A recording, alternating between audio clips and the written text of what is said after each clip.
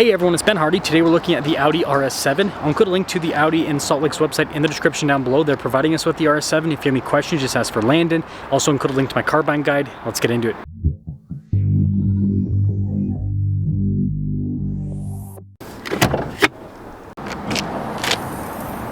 Under the hood, we have a twin-turbo 4-liter V8 that goes through an 8-speed automatic transmission. Fuel economy is 14 around town, 21 on the highway, with power outputs being 621 horsepower and then 627 pound-feet of torque.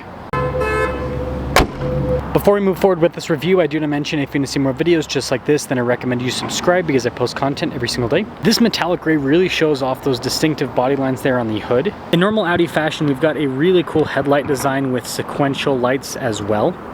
Got some blacked out venting down below. You can see the whole grille is blacked out with a little offset RS7 badge. And so yeah, it does look like an Audi, but it definitely looks like an aggressive Audi. Tire wheel setup is 285 by 30 by 22. You can see the wheels have the silver mixed with the metallic gray there in the center. We've got gigantic front brakes there with the cool painted red caliper. Very beefy fenders here on the RS7. Now we've got blacked out mirror caps. We also have blacked out side skirts. And then this is where you can see that tapered off design with the RS7 in the back. Now with the key fob, we've got the lock and unlock function, the opening for the trunk, the Audi logo, and then we have the RS logo on the back. The RS7 is actually a hatchback, so that does give you a little bit more space. Now, because of the slope design, not a ton of vertical space, but it's still pretty practical. And for those of you wondering, underneath we do have a little fix-a-flat kit. This is actually fully power. We've got this giant light bar out back, which again has the cool sequential light design. Another RS7 badge, and then giant circular exhaust tip covers. And overall, definitely a cool looking car. Let's pop inside. Funny enough, it actually has frameless windows. We've got really nice trim up top. There's some carbon fiber trim down below, and then we've got some red stitching on the lower section here. Got the cool RS seats with the RS logo, and then you've got more of that red stitching. Legroom back here is good. We got a little storage pocket. This screen is to control the climate zone here in the rear. We also have vents in the back, some USB ports, and a 12-volt. Now, despite the slope design, it still has an okay amount of headroom, not a massive amount though. Let's now see what's happening up front.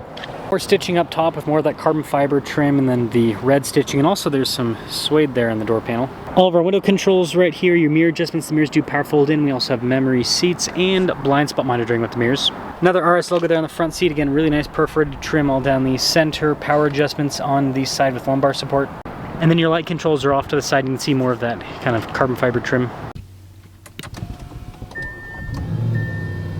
Now, like most RS cars, we got a very sporty steering wheel with a flat bottom. RS logo there on the bottom, and then the steering wheel is perforated all around with red stitching. Some practical controls for the center, paddle shifters there on the back, nice stitching on the airbag cover. And then got more practical controls like your little RS mode, voice command, volume controls. And speaking of the center, it is fully digital. It's Audi's virtual cockpit, so you can change what information is displayed here and how large the display actually is, so it's very customizable. We have a heads-up display, and then we've got really nice trim all across the dash. Now we do have a 360 camera system with this. There's even a 3D view with the camera system.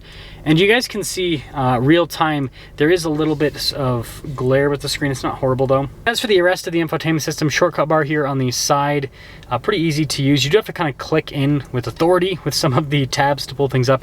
And then this is your little drive mode select. You've got comfort, auto, dynamic, and then of course RS1 and 2. And you probably noticed you can adjust the suspension from this tab as well. But that's not all when it comes to screens. There's a secondary screen down below that has stuff for the climate controls. You know, you got heated and ventilated seats, dual zone climate, but it also has random stuff like your auto stop start and parking assist as well. And then there's your little drive mode select, stability control, hazard lights, defrosters and everything built in. You guys saw the cool red stop start button. And then again, these have quite a bit of glare in the sun. But stuff like your parking assist, parking sensors, and kind of shortcut for the safety tech. And then there is a physical volume control. Some cup holders here with a little 12 volts. And then we've got the shifter for the 8-speed. Parking brake behind all of that. The center console itself just pops up. It does have a wireless phone charging pad and some USBs there. Nice red stitching on top. And then this does have a little sunroof up top too. Now here's our window sticker for the RS7. Base MSRP right there, $128,600. This has a few options added to it to make it a little bit fancier. $140,890. Let's see how it performs.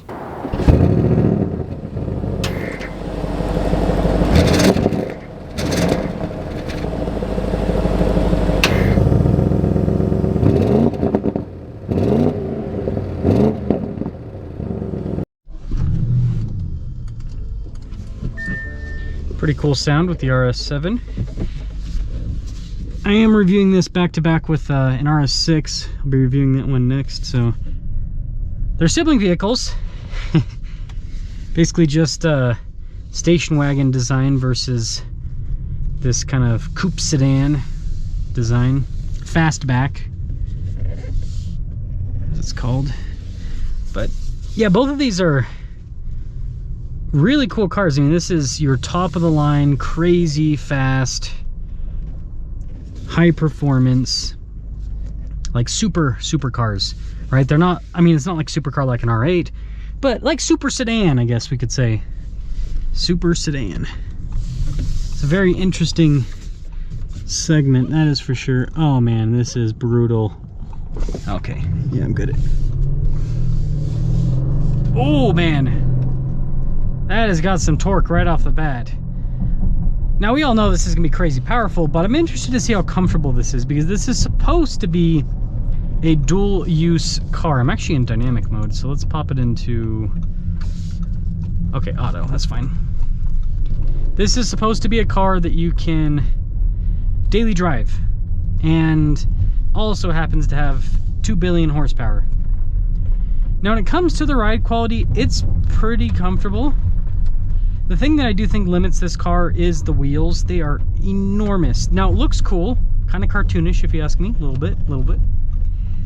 But yeah, the wheels are gonna pick up more stuff. Now the suspension does a good job of kind of deleting a lot.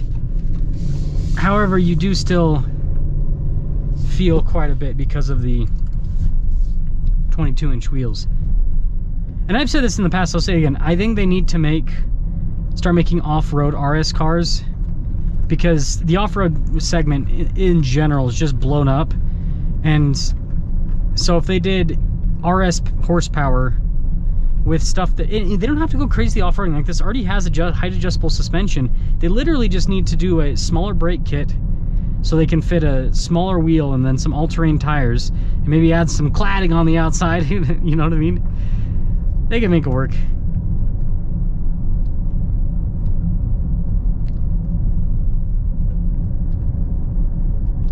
It is smooth. I will give Audi that. It is very smooth. Pop it into dynamic.